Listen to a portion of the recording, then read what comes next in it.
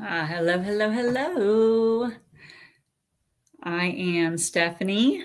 Thank you so much for joining me for this Thoughtful Tuesday. It is episode number 7. Would be number 8, but I missed last week because I just got busy with work. Ended up having to on my not my full-time job, my other job, my regular job. I do training and had to change some things up. So with scheduling, I could not get away. But that's okay. Um, there has been so much going on, and there's so much to just chat about. Life. This one is pretty much life comes at you. It just never stops, does it? And a lot has been going on, but regardless, I digress. I started to say thank you so much for joining me on this Thoughtful Tuesday. Um, my name is Stephanie, and I started overcoming myself. And now I've started this podcast live every Tuesday at 5 p.m. Central Standard Time, where I like to come together and just talk about things in general as far as health is concerned and just well being. And then a lot of it will be in regards to autoimmune because I have been diagnosed with multiple sclerosis. And so a lot of my knowledge and experience comes from multiple sclerosis. So that's kind of my connection to the holistic side of the world that I ended up going into. Um, so, anyway, here I am. I wanted to talk a little bit about just how life is always coming at us, it's always going. Um, I find that I am very much a routine person. And I know I've talked about this several times before. But for me, if I break out of a routine, it literally takes me weeks or months to get back into that routine. Or maybe I never go back to that routine at all and start a completely new one. Um, and I'm very good at once I get a routine at sticking with it, with that regimen day after day for several months. But then when it's gone because of, seasonal changes or obligations or family vacation or whatever the case is, then it's like, I never get back into it. I don't know. I don't know why that's so difficult for me, but I do have a very, very hard time once I stop a routine getting back into routine. Um, there are some things that I feel like are very, very beneficial as far as routine is concerned. Um, One of those would be being, getting up at a decent time and, starting out with having a full glass of water up to 32 ounces to help flush the body. And then also just eating like fruit or something to start your day and staying away from the proteins and fats for a while. Preferably, honestly, till like later in the day or even closer to dinner. And that is just so that your body can really absorb all the nutrients that it needs before it starts to battle the protein and the fat. But I have gotten off of that. So between traveling and starting to make bread and all those different things, I really have kind of gotten off guard with that because, eh, you know, it's really easy to grab some toast in the morning. And it's really easy to grab a piece of fruit as well. It's just, I mean, it's bread, so it's really hard to pass up. So, here I am, making excuses. But the thing is that our bodies, we tend to gravitate to number one, what is most convenient, and number two, what we feel like tastes better. So, I mean, I can tell you that part of the reason is because it's wintertime, and in the wintertime, I think we definitely gravitate more towards like the grains and the heavier foods than we do the fruits and stuff. Because here, at least, the fruits are just not as good. They're not as good during this time of the year, and so even what I am eating, it's minimal because they're just not very good. Um, So I do tend to eat more of the grains regardless.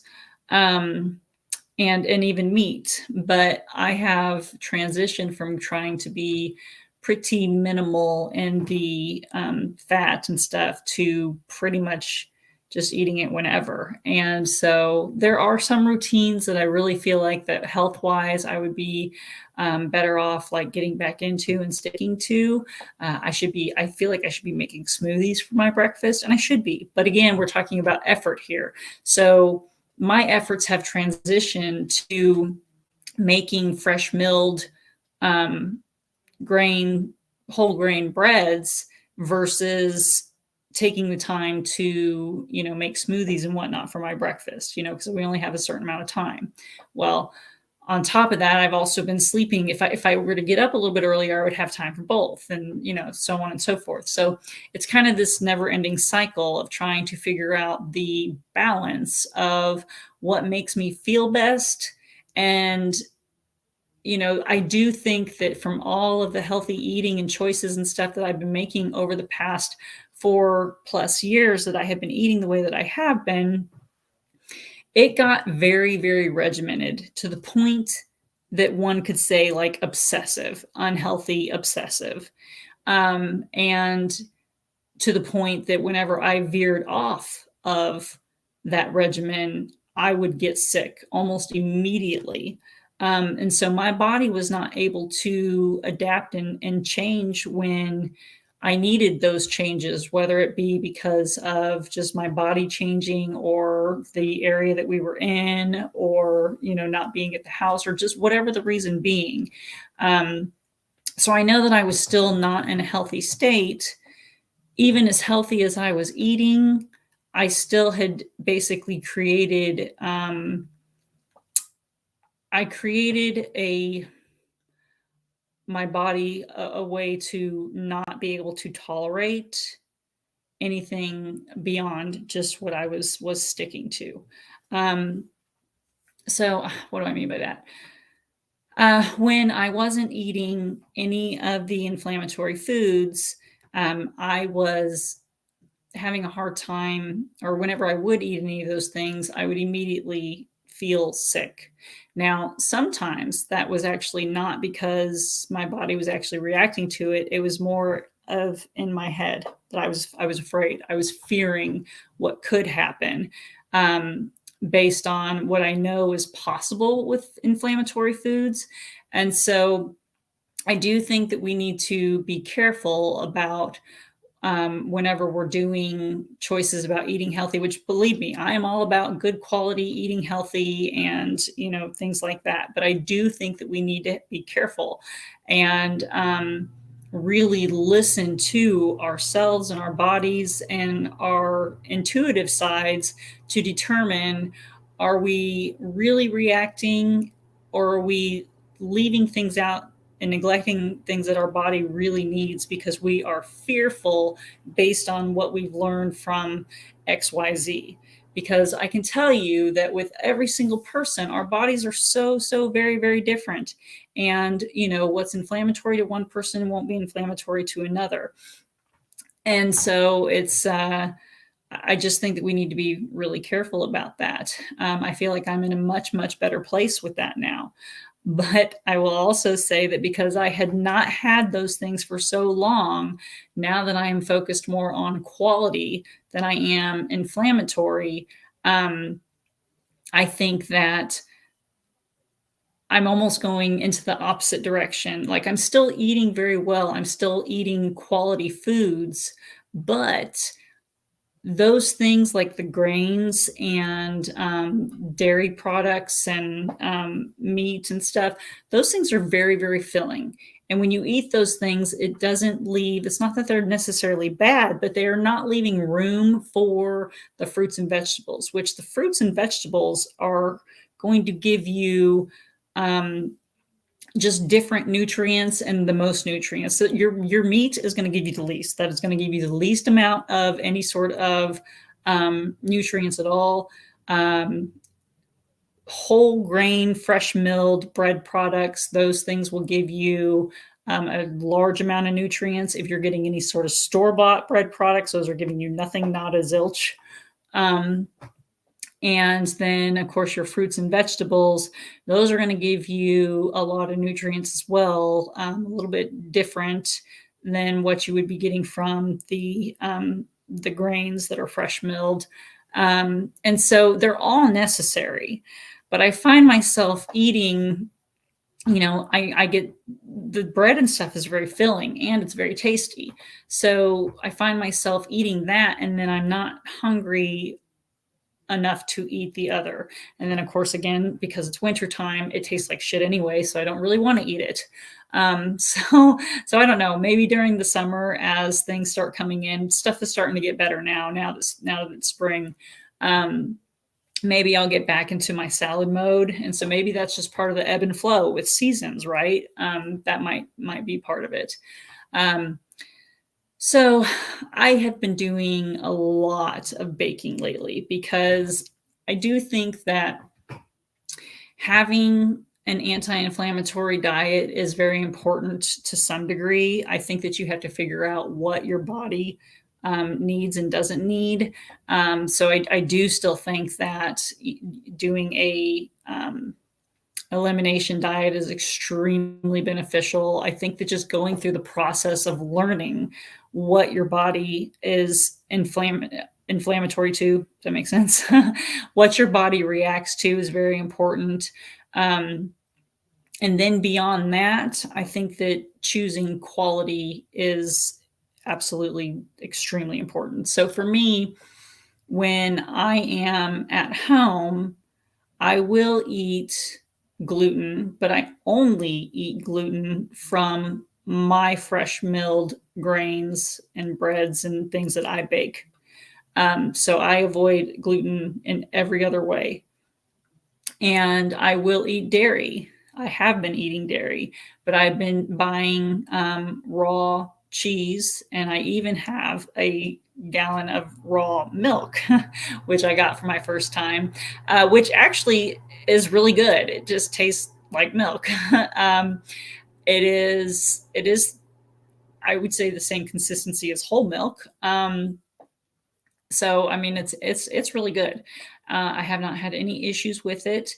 I At first, again, I do have like an initial kind of phlegminess happen, and then it's gone, like almost as fast as it comes up.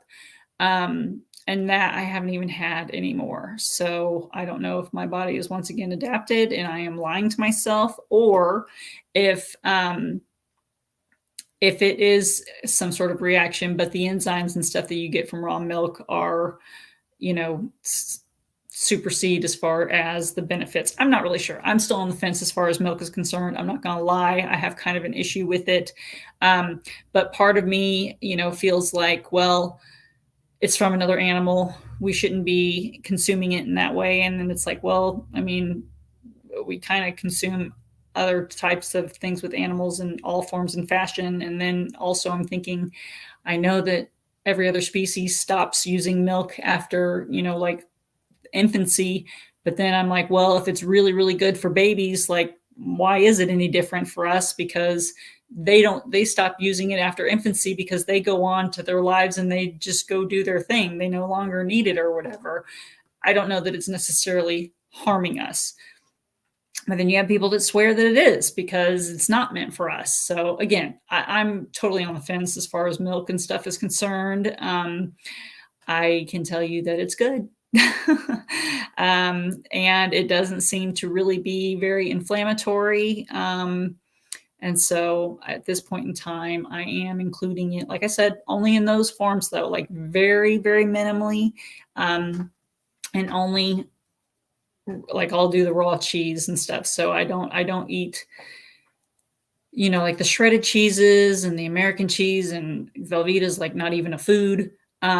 So it is very minimal compared to, I won't get a cheese on my salad if I go to the restaurant.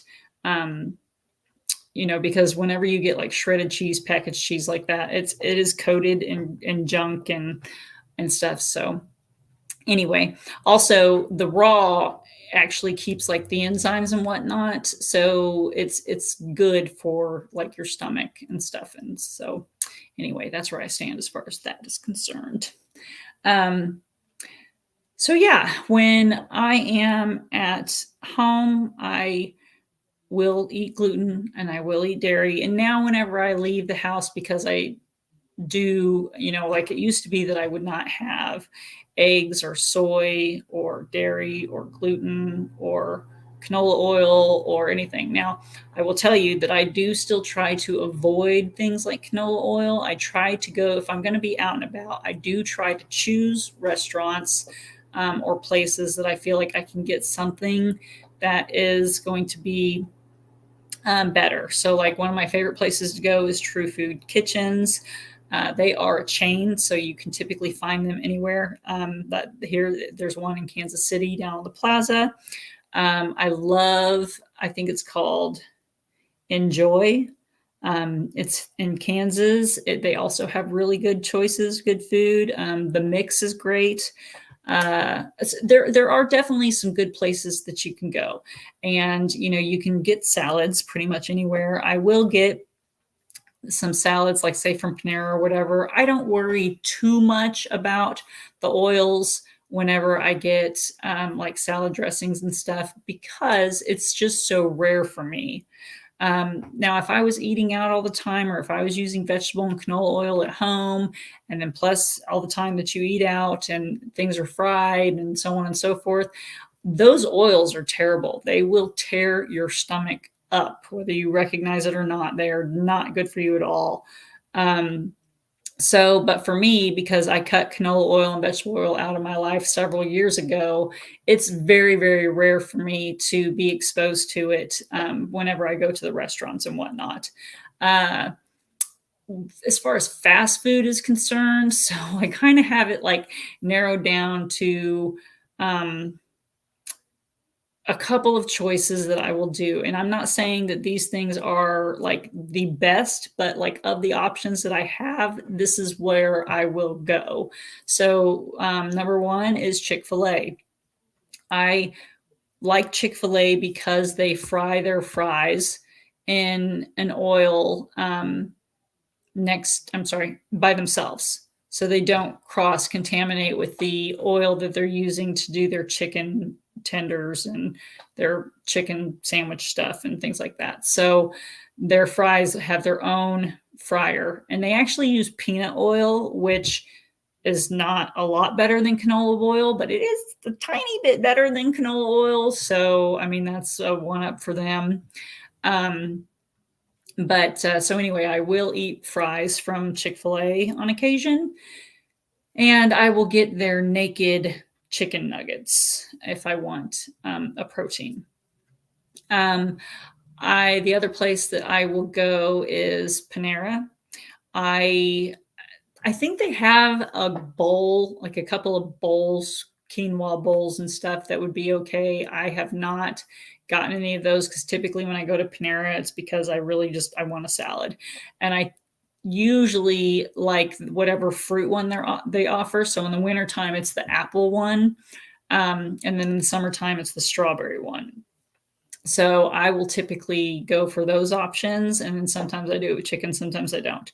Again, we're not talking about total clean eating. They are not. They're not. Their dressings are not, and even like their food in general is not completely the best option. But for being out on the road, it absolutely, yes, I will have a Panera salad. Um, and then I also like Noodles and Company. Again, don't probably not so good as far as like the oils and stuff that they used. The only dish I can get from Noodles and Company is the pad thai. And I typically, before when I wasn't eating eggs, I would just get that egg free, and that's what I would have. Um, but because it does the rice noodles, and I get that with shrimp. So again, the quality of their food is not necessarily like super high quality or anything, but as far as the ingredients are concerned and the sauces and everything, it is pretty clean, and I know that I can eat there and not have an inflammatory reaction. So yeah, I could just get the pad thai from there. And then Chipotle. Chipotle is the other place that I will go. And Chipotle is kind of one of those things. It's very, very heavy for me. So it's difficult for me. Like I have to be ravishing hungry to eat there. Um, but I do get their bowls. And again, the oils they use are not good, but the food is pretty good, pretty clean, and I can get something there that's definitely super filling, and doesn't cause like reaction for inflammatory type things. So those are the places that are like typically in my regular wheelhouse of if I'm going to be out and about or if I need fast food options, those are my go-tos. Other than that, if I have to go anywhere else, then I'll just do the best that I can. Sometimes it's their salad. Sometimes it's literally getting a burger with no bun because there's some places that I don't go at all, and that would be like McDonald's, Whataburger, Taco Bell. I don't even nothing. There's nothing from any of those places that I would get. Um, so anyway, but for me, life keeps coming at you. I am not going to sit at my house, and I'm not going to. I used to actually take stuff with me, like whether that be fruits or granola bars or whatever that were compliant with what I needed. And you can absolutely do that. I absolutely encourage you to do that, especially if you're in a highly inflammatory state. Be that person that advocates for yourself and take what you need whenever you go places. Um, I did that for several years. I would actually make my dressings at home and I would take them with me, and I would whip out my dressing in the middle of the restaurant and I would use it because I was not going to use theirs, which, had who knows what in it. Or I mean, like I would take with me a potato. So there were times where I would go places where I knew that I really could not eat anything or I could get something. So I would order whatever that might be. And I would bring like my side, for example. So like one time, and I'm kid you not, I really did this. One time I couldn't eat anything except for I did get a naked burger, and then I brought my own baked potato and I got their salsa. So I put their salsa on my baked potato and stuff. And when you explain to somebody that like you're ultra sensitive, or you can even say you have allergies or whatever, like they don't care. They don't want you to get sick. I've never, ever, ever once in the 3.5 years that I actually brought my own food to the restaurant, I never had a problem ever. And it seems weird, but the thing is that if my family wants to meet somewhere and go out, I'm going to join them. I'm not going to sit at home and not go, and I'm not going to go and not eat anything. And as weird as it was and uncomfortable as it was at the beginning, I always try. I mean, I try to order something, and if I can't, I can't, but I always try to order something, and then I'll supplement with things that I bring. So that's what I did, and you can do that. But I've got to. I won't be chained to my house anymore. I've done that too. I've been to where I just felt like I couldn't go anywhere because I was too overwhelmed and I couldn't eat anything, and I was always feeling sick and stuff. And I'm not going to do that. So anyway, yeah, that was that rant. So now, again, with life always coming at you, we went to Branson. When was that? I feel like it was last weekend, but it wasn't. I don't think it was last weekend. I think it was the weekend before. Anyway, we were supposed to go on a family vacation to Branson. It was supposed to be myself, my husband, my daughter, and my son. And we were going to go to Branson and go to Silver Dollar City. Well, my son got sick, and it just kept getting worse and worse and worse. And then my husband got sick. And so now my daughter and I, neither one of us were sick, and our room was non-refundable at this point. And so we decided that we were just going to go anyway. And so that was a really good time. It was a good time for me and my daughter to just kind of have a mother daughter weekend. We went down to Branson. We did not do Silver Dollar City because it was a whopping 23 degrees that day. So we did not do that, which I don't know how you guys do with places like Silver Dollar City, Worlds of Fun, Six Flags. I don't know, whatever you might call it, but amusement parks. I used to love amusement parks. And now, with my nervous system being as sensitive as it is, um, the adrenaline that happens when I have like these adrenaline surges, whether it's from stress or anything else, like it causes my body to really have a hard time. Like it just kind of collapses. Um, and so I really am kind of curious as to how I'm going to react because I love roller coasters. I love them. Although I have found that as I've gotten older, there are a couple things that I cannot handle any longer for sure. And one of those is spinning rides are absolute no go at this point. Um, and then the other one is the shakiness, like the wooden roller coaster type shakiness. That's like an instant headache, and that's no fun for me. Um, but anyway, I love roller coasters, and I loved like the detonator, the one that shoots up and drops straight down, and all that stuff. I love those kind of things at one point in time. And so I don't know. I don't know how my body's going to react. And then, of course, I'm nervous about it too because I, I will need assistance getting in and out of every single one of those rides. And I know that they allow for handicap, help and stuff like that. But um, it's very difficult to be when you are relying on other people to ensure your safety. That's probably one of the hardest things about as life has transitioned with PPMS is it's like little by little you have to rely more and more on other people to ensure your safety, and that's really hard to let go of that control. But if you want to go out and do things, you have to open up to that and allow people to help you. And that's hard to do. I know that a lot of times I have a hard time, not so much anymore. I'm a lot better about it now, but it was difficult for me at one time to let my friends help me or anything.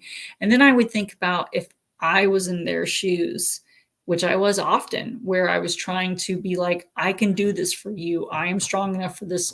Let me help you. I want you to come with us. You are not a burden. Come be with us. We can help you. Um, and then being on the flip side of it, it's like, I don't want to be stuck at home, but I also don't want to be a burden. And in my mind, it's like, well, if they're having to do things for me, then that makes me the burden. And I think that we really have to remind ourselves that that's not the case at all, that our loved ones, our friends, and our family want us to be with them. And they don't mind, because the stuff that they do to help us is not hard on them as we might imagine it to be. And the help, the carrying in our bags or whatever, it takes them 2 seconds what would take us 10 years to try to figure out how to do. So anyway, I would just definitely encourage you to let go of some of that pride aspect, and if that's keeping you from enjoying some aspects of life, to make sure to let that go, work through that. So let's see what else has been going on. I've been baking a lot. I have been trying to find some sweets that I can eat and my husband can eat. So I'm the one that's like, I'm not diabetic. He's diabetic. So he's like got to be sugar free. Now I try to keep my sugar levels low, but I don't use like fake sugars. I am looking into stevia. I think stevia is actually a plant. Like I know that it is a plant, but there's versions of stevia that are actually not, like they're very, very processed and not very good. So I'm looking into that. But anyway, I've done chocolate chip cookies, which I will say they were really, really good. Whole grain, fresh milled chocolate chip cookies made with coconut sugar, and Who chocolate, which you guys know I love Who chocolate, it is stupid expensive. It is stupid expensive, but I'm sorry, when you start finding things that are really, really good quality, they're not harming your body, you start spending your money on the stuff that actually matters.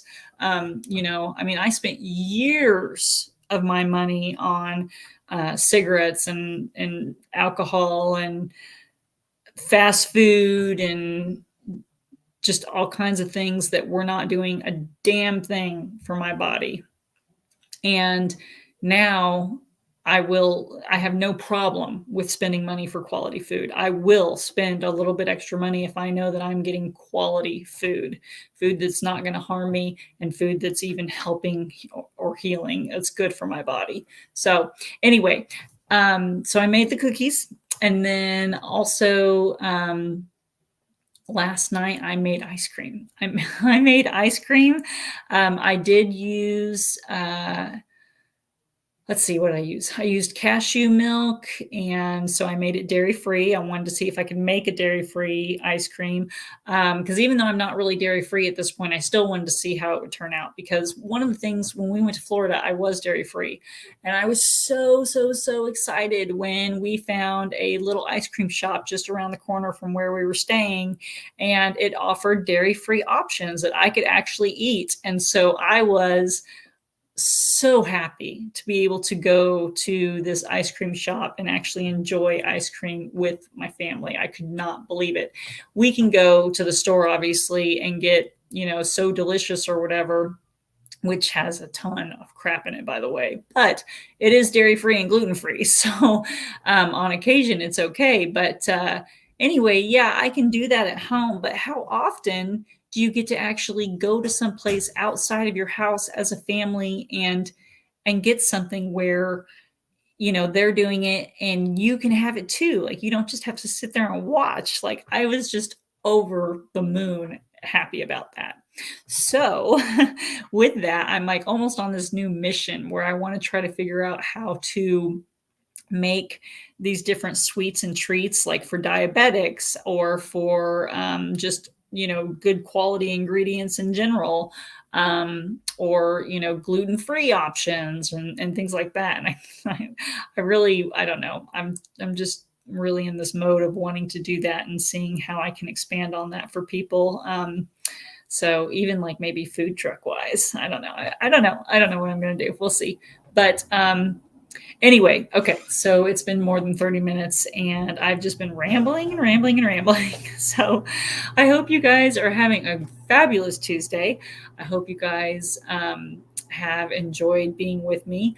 Please start to, speak up, ask questions, give some suggestions. Let's get this conversation going and let's all start really healing and just enjoying life. And as summer comes, we'll get through these transitions, because you can live a good, fulfilling life with multiple sclerosis or whatever autoimmune diagnosis you have, or diabetic or whatever.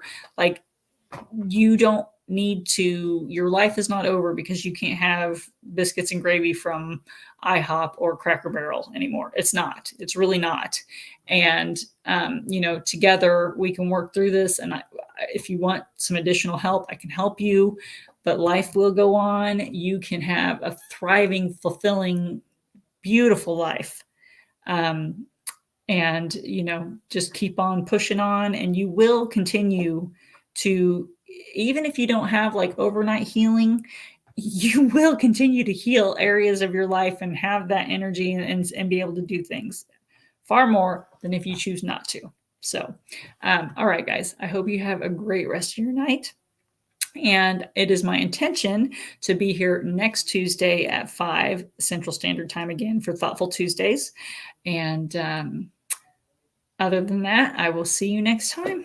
Thank you so much. All right, later.